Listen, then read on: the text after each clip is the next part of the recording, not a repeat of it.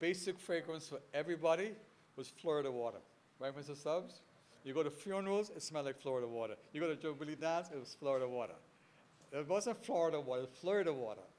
Right? And and Jubilee dance moved from King Street, because Zanzibar was on one end, on Bootle Road. Jubilee dance, Mr. Stubbs, they had about 200 people there sometimes, say. They had about 200 people there some nights, say. There you go, okay? Playing the real Bahamian music and some of their jitterbug. Am I correct? Huh? From? Blind? Oh, Blind Blake. No, me and Blind Blake and I live on the same corner. Well, Blind Blake and Jubilee live on the same corner, Fowler Street. Yeah, same corner. Sir.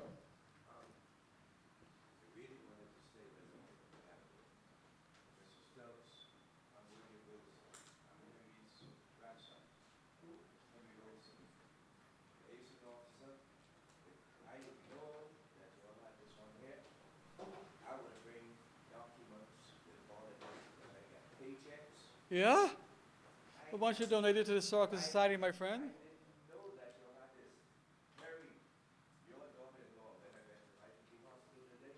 She told me about this, and I said, I gotta come here. But I got all kind of information. Mr. Stubbs, I got checks when my grandfather paid to you. What? My grandfather lays an officer, Henry Wilson. And I know all about what you're all talking about now, and if I didn't know about this, I would bring you all some information. Why don't you come and do another lecture yourself, sir? Now, if you could tell me where to come and bring it, but I gotta go. But if you could tell me where to bring it, I'll bring it for you all. Why don't you speak to I'll Ms. give you Major? all the information, and I'll got you. Everybody who work on the contract, I got their names, I got everything. Wow. LCMB. Okay. Wonderful, man. So, now, Mr. Stubbs, not everybody who ran the contract is jitterbug, right? Not everybody. And Ms. Cox. So, not everybody who ran the contract fit the mold of Mr. Collins and Uncle Brady, okay? Now, there were some different people. There would be the Hebrews of the Bahamas, the guys from Crooked Island and Atkins, right? Why? They were mostly Church of God and Seventh-day Adventists. But when they went to America, they were not jitterbugs. My Uncle Buddy said they could save the buffalo off a nickel, right?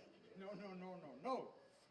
No, if you, as a youth, you saw manifestation of what they did and what they earned, all right? You go from Hay Street to Angliston. Every two-story building on East Street was built by somebody from Acklands or Crooked Island, okay? The Coxes, the Collies, the Fergusons, Delavos, Mosses, okay? And the jealous people say they like two-story house because when they leave Acklands, it was in tappy walls, okay? So, right, Mr. Stubbs, you were there. I can walk it visually, virtually, opposite, the two buildings opposite Waldy Camp, remember? After the gas station, the two on the right-hand side, two on the left-hand side. Remember those buildings before you get to Taylor Street? You walk it all the way down to Angliston. Now remember, people, I'm the age I told you my age, right? Anyway, I am from age up or down. So, in that time frame, during that, up to the mid-60s, Nassau really was Bay Street to Wolf Road. After Wolf Road was White Road. Okay, the last house was Boyd Cambridge on Coconut Grove Avenue. After that, we live out near Carmichael. I mean, Carmichael was going to the island, like going to the island. Okay, the road didn't even go around the hill, it was a track road. But my daddy said he wanted to live on the other side of the hill. And it was us then, you go over another 5 miles with Mr. Gadet and Mr. Tompkinson, and that was farm. Okay, so my uncle, I grew up in Mason's Addition between my maternal grandmother and Panzer Corner, my paternal grandmother. So I was deep in the midst of this culture, man. Okay, right, Mr. Stubb? Through Gibbs Corner, the shop's still going, right? The little one down the road called C&G Concord Grits Restaurant. You know that, Mrs. Stubb? I'm so glad you came tonight to affirm what I'm saying. And remember Hasty Hotel? Auckland, K.S. Darling and his brother. Sir Clifford was a contract worker, okay? And I believe that a lot of their political consciousness, their social consciousness came out of the contract. You, Mr. Stubbs, you're living proof of that, okay? So Ernestine, the Acklands people, they were the models for what you could do with contract money. I mean, they still living from it. And you can see the big cathedral they built. I mean, they built that, they ain't been to the bank for that. Okay? And the Atkins guys were very lucky because they had a good representative. Basil Kelly. What Kelly had? A lumberyard. Right? So you can, So you come off the contract with about $2,000. You buy a lot in the Grove. And you go to Mr. Kelly and say, Mr. Kelly, I want to build my house. And in those days, you couldn't get no loan from no. Royal Bank didn't give no loan. Okay, so you and your homeboys will get together on Saturday, frame the house. Next Saturday, side it up. The next Saturday, wrap the top around. And then they move into a really stone building house, right? I mean, every house I lived in, my father's friends built. I mean, they would get together one weekend, put down a foundation. My mother cooked a big tub of piece of rice and some stew cow, and they fixed that up. Have a couple, wasn't no Bacardi, that was like about 19 and 69, right? You know that period. There was a sense of cooperativeness that we had in the Bahamas at that time that it doesn't exist. Listen to me. The Atkins people, they ever read the book called The Protestant Ethic and the Spirit of Capitalism? They lived that Ernestine. They still are doing well in the Bahamas, and their children, okay, because of that ethic, that discipline. Right, Mr. Stubbs? I mean, they had all the two-story house. The guys who were frivolous had the wood house. You remember Mr. Carey in the Grove? He must have 40 wooden houses in the Grove. And it's a very curious, you know, when people talk about the racial tension in the 60s and 70s, well, late 60s, they do that in a very, very, very narrow prism. For example, if it wasn't for Mr. Kelly, those big building two-story buildings would have been built by Mr. Stubbs. Okay? If Pop Simnett, so Roland Simnett, he started the Grove. He started Richmond Park. Remember? He started Yellow Elder. Then he when the Crooked Island people and Atkins people said get some real money, he went down Collins Avenue. I lived this. I mean, I lived this as a young man, watching my uncle and talking their stupidness, and he travels. And I saw the social phenomenon happening as a youth, and I believe that the contract period catapulted the Bahamas into economic and social independence. I believe that. Now, if someone else I know Mr. Curry at COB did a lot of work in terms of the economic effect before the contract and after the contract period leading up to Huntington Hartford, but I talked to these people who went, and I knew the men who went and who came back, and I know their experience. And if I have my Angleton, that's right. In the day, Angleton, you know these areas, you knew them, okay? Remember now, walk down East Street with me. You pass Wolf Road, you get into Angleton. You go the eastern boundary of Nassau really was Lincoln Boulevard. Right, anyone know that? Anyone know this area? Huh? I know when Robinson Road didn't go past East Street. Huh? Yeah. But that's where the Anglican people, they own that. The Collies, I forgot the Collies, right? They own that. Illusory people own east of East Street, going towards Blue Road. Like I said, Mr. Cambridge, Boyd Cambridge, who was an important figure in Bahamian history. I don't know why we don't promote him like he should. But that's a political something, Mr. Stubbs. I don't know. Okay, he was one of my heroes. Him and Dr. Walker. My mother worked for Dr. Walker on the Voice. She was a typesetter. So I had the benefit of Dr. Walker's wisdom and experience. And a lot of times we read history, but we don't understand the social causes for things that happen. When we go back to the riot at the base, Dr. Walker was a pivotal figure in negotiating with the Duke of Windsor, who, he was a curious man. That's the most I can say, Mr. Millers, right? He was a curious man, huh? Huh? Yeah. Yeah. Yeah. Okay. There were, see, if you talk to the Bahamian people, they got a version of the riot. Now, remember I said that they built a base in Exuma for the amphibian planes that went after the submarines.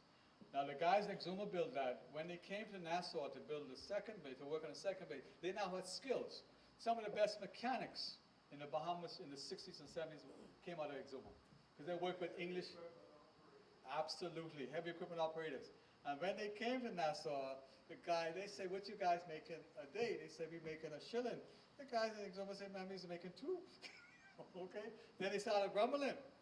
Then the American contractor was a Simpson. I have it somewhere. No. They heard the Bahamians like peas and rice.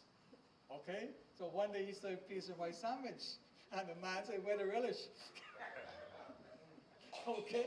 That's when they walked uptown and started breaking up things, because he didn't know there was an American contractor building the base for the U.S. and he heard that we like peas and rice. So at the canteen one day he served peas and rice sandwich, and the fellows from McDonald's say, ain't no call with a relish. Hey, y'all know what a relish is? Young people, y'all know what a relish is? No, in the old days, you didn't say meat or protein or chicken, you say relish. And in fact, in the old days, You only get that on Sunday. right, and you didn't have a lot of relish. For example, we had a social code in most Bahamian families. The daddy got the tie, okay? And you didn't get meat till you was about 16. You got the wing, the tip of the wing. Okay? I mean, you had a pecking order. You had a order how you were served in a home. But this American contractor heard that we love peas and rice, so we decided to give us a peas and rice sandwich on American bread. We don't eat American bread. We want, if you get bread, give us Johnny cake. When the hard Johnny cake lasts all day, right? But anyway, all these phenomena, to my mind, even my Uncle Bertie, who couldn't read or write, they came back with a different attitude, okay, about life and about social relations. They understood, like Mr. Moore said, they saw racism up front. Okay, so when they came back, they were less tolerant of people pushing them around. We agree? Even though the Atkins people had some real good friends like Basil Kelly and Trevor Kelly, the whole dynamics have changed. Something's happening here. My grandfather, who was a farmer, who was also on the trade board and the fisheries board, also said, on my phone. That's not my phone?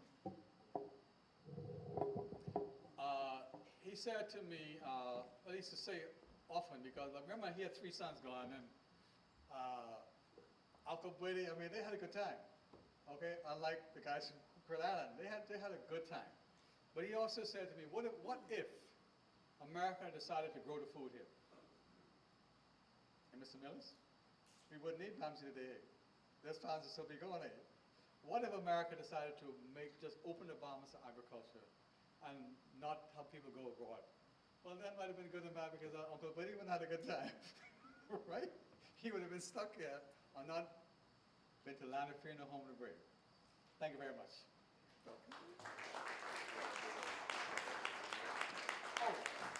I got some videos, and we were trying, Robert.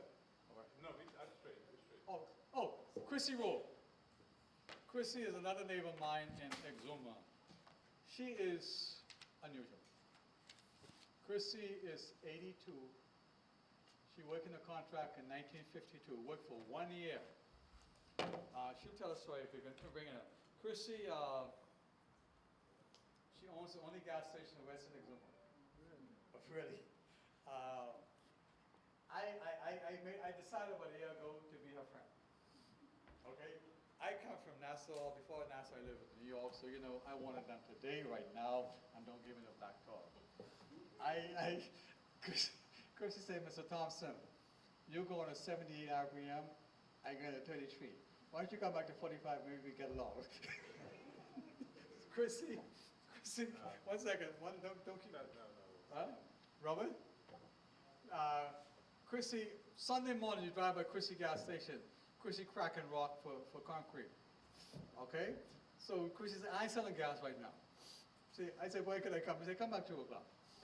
Come back 2 o'clock, she said, ain't no more gas. One Friday, I had to go in town. Stop by the gas station, pump lock. I said, I asked the young man where Chrissy said, oh, she went to a funeral in Barry Tired, I could take all day. So I started going down, I realized I wasn't gonna make it. So I drove back to the pump, and I had to fetch the pump, okay, from down the hill. Parked the car in front of the pump, caught a ride to Georgetown. I came back at 6 o'clock, and I bought a jerry can for some gas. Of course, she said, you park your car here all day. I said, but I'm waiting for you. She said, and she said, you bring gas back with you. No, seriously, her story is really. What happened? Let's see. You got it? So we tried to put it in the format where we get the voice.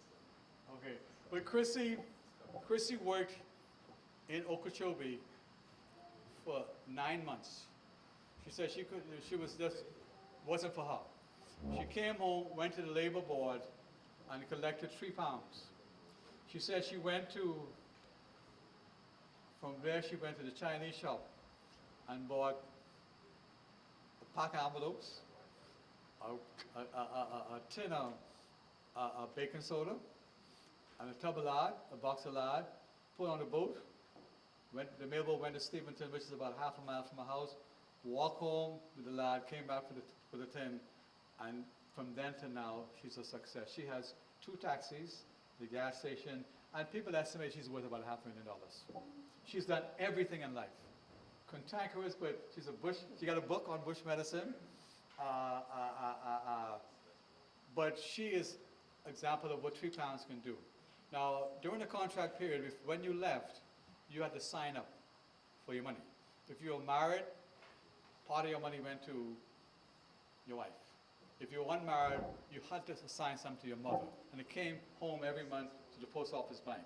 Now, a lot of the Atkins and Crooked Island guys, they would have their contracted person they work for, but they'd go off to camp on the weekends and do whatever they could so that their cost of living in America, so it was very rigid. I mean, it's just like it is today. What you had to pay, you had to buy your food. There was when you got to the camp, the man would decide who the cook would be. And the cook would rotate a week after because you got more money if you're in Florida, you got more money by picking by the basket. So you can't cook all week for the whole time either. You got to rotate so that everybody try to equalize the income. A lot of men came back home and there was no money. Like Mr. Moss said, okay? Right, Mr. Stubbs? That's right. Beeping in the wheeling, okay? Again, the Atkins and the Crooked Island guys, they had come for every dime they made, right? They didn't bring back no suits, right? Okay?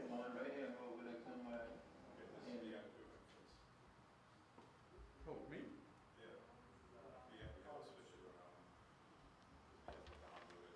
But this is Christy 4 weeks ago. No, it's just, we got to do Collins first. Oh, Colin's wonderful. Colin's my man. That's good, Colin, man. But she is. You ready? Yep. Let her run. I need to talk more.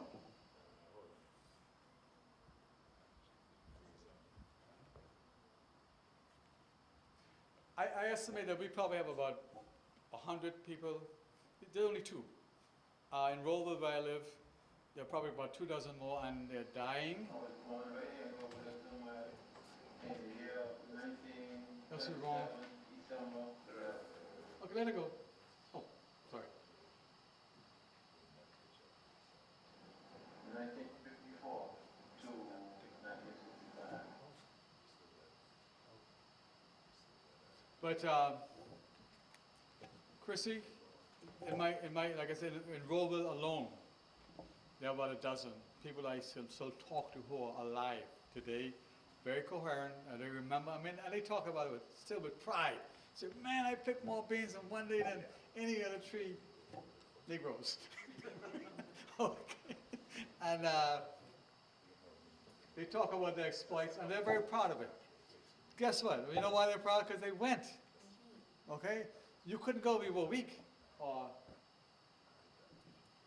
okay, how we doing? Coming?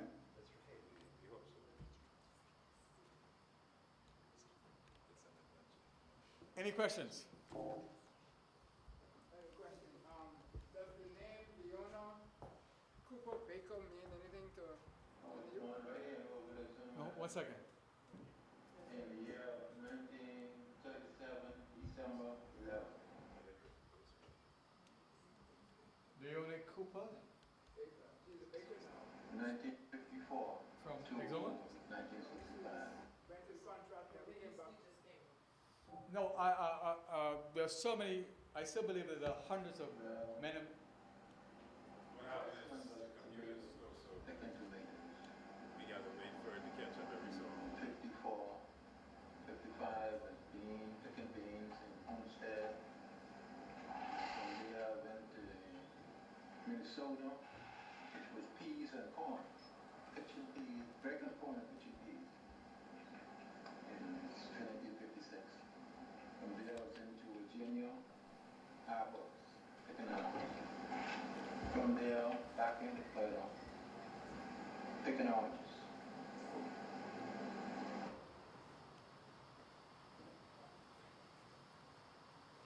Every so often, just got to catch up. One, two, three. I had three brothers and a sister was over there before me. So about how many of your relatives work on the contract altogether? Five brothers and one sister.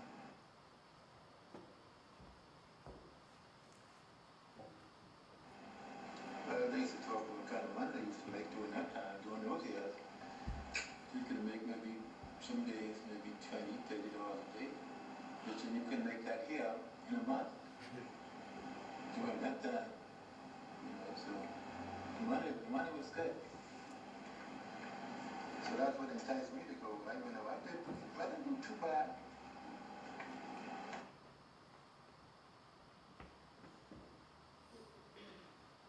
Okay. It was from every settlement in this island, it was people from the country. From Williamstown straight to Stanley. About how many hundred? Well, maybe 300, 400 during that time. You got a lot of people doing that. You had about maybe 200. He's playing a role bill. And what would have been the main sources of employment here in Exuma during that time? Was it not? You don't employment at all, nothing. One thing, people used to eat on is fish and farm. Farm to eat, fish to eat. That was what it is. Nobody hired, no money, nothing. So nothing in it, something like that time.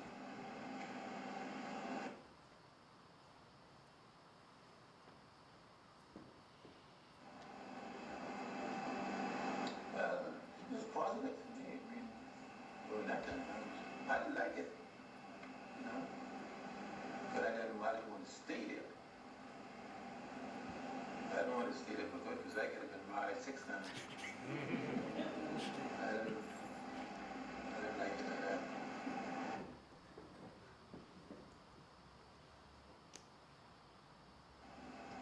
I just didn't want to stay with it. I just would like to go there to make the money and get out and come back home. Well, I got a job at the National Airport. I stayed there for 39 years. Then retired. Okay, we get Chrissy? We can see, We gotta put see Chrissy whether up. she upload, yeah. You can talk, take 1 or 2 questions. Any questions? One more, First, you have migrants that going to the United States. 43. Before 43. Oh, we've been going to Florida from 1901.